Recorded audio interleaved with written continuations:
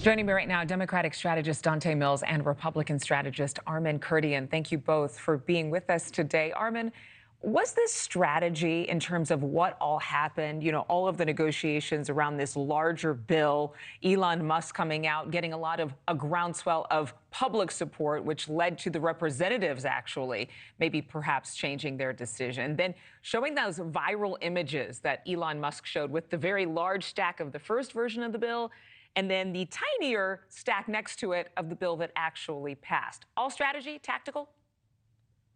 Good afternoon, Adrienne. The idea of the first bill, this omnibus bill, basically says, well, I'm not really for all this deficit spending, but throw in more money for me and I'll be in favor of it, was really a foul on both sides of the aisle. Absolutely inexcusable for someone to expect that that would actually fly, especially with Trump coming in as the next president. That was an error on Mike Johnson. However, I think he recovered himself quite a bit towards the end of the week by slimming it down and ultimately coming up with this deal to split it up into 3 different parts to get it out to the president for his signature so that the government doesn't get shut down. But the bottom line is that this country and this government is spending way too much money, dollars that aren't going to be earned for another 7 or 8 years. And if we don't bring that into control, like right now, literally right now, I think we might even be past the point of no return. But we are at a fiscal cliff, and it's not looking good. Donte, some Democrats criticizing Elon Musk's involvement here, even suggesting that, he's more in charge than President Trump. But there's a lot of gossip, there's a lot of rumor, there's a lot of speculation.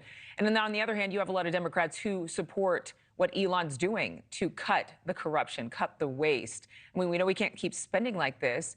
So in terms of everything that's going on, is it time for Democrats and Republicans to get on the same page for the American people and say enough is enough? We need to be more accountable to our spending.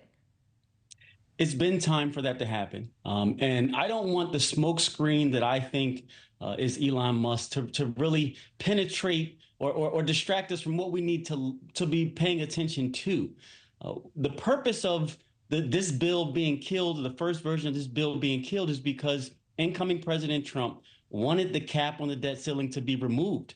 So how can, and I'm even listening to my counterpart here talk about controlling the spending, but wanting the cap on the debt ceiling to be removed. That's critical.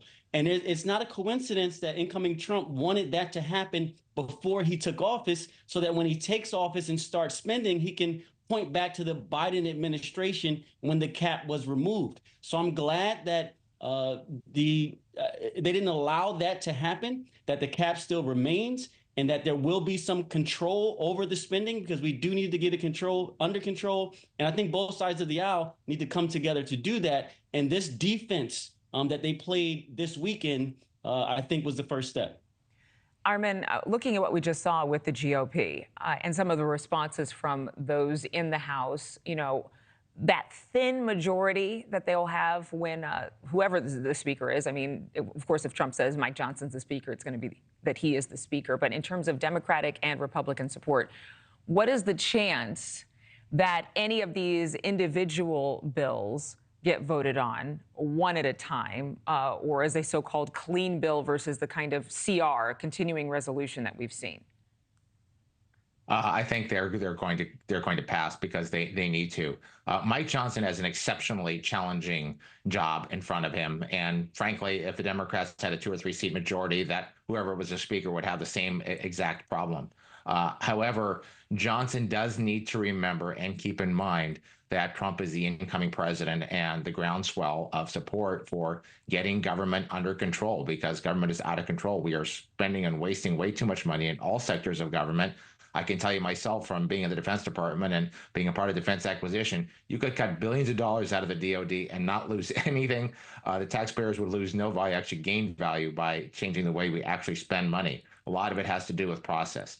So smaller bills, cleaner bills, and remembering what the core functions of government are, and stop this largesse of earmarking, stop this largesse of, well, give me some money here and I'll vote for your thing over there. That has got to stop, and it is going to take a tremendous amount of political courage and possibly a little bit of arm twisting in order to make that happen. Thanks so much for watching. Go to joinnn.com to find NewsNation on your television provider. And don't forget to click the red subscribe button below to get more of NewsNation's fact-driven, unbiased coverage.